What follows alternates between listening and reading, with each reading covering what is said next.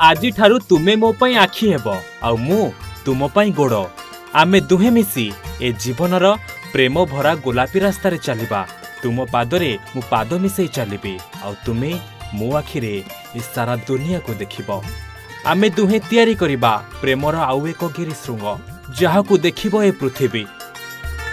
हाँ आज्ञा भलरे देखिबा भलरे चलिबा पई एमाने अक्षम हेले दुहे दुही को बुझिछंती। हृदय बुझिछि हृदयर परिभाषा।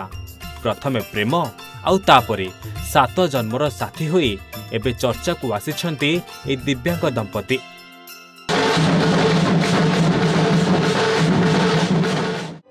जन्मरु जणे भल भावरे देखि पारे नाही आउ जणे भलरे चली पारंती नाही।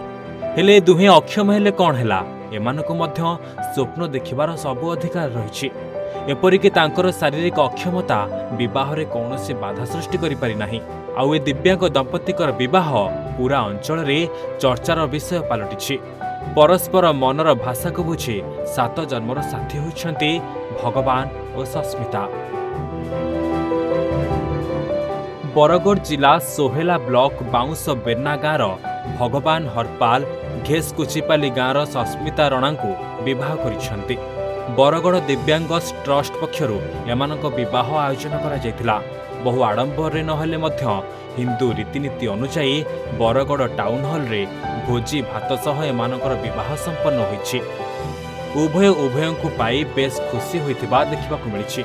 मोर मन लाला मुई संगठनटा समस्त संगठन ताक मोर इच्छा दिन मुई समस्त सहयोग करबा पावर दिव्यांग प्रेसिडेंट अछि हमर डिस्ट्रिक्ट रो शामसुंदर गलाराया तांकर सहायता रे आज विवाह उत्सव अनुष्ठित होइछ। बहुत ए विवाह दुईटी आत्मार मिलन सत हेले समाज को दैछंती एक वार्ता।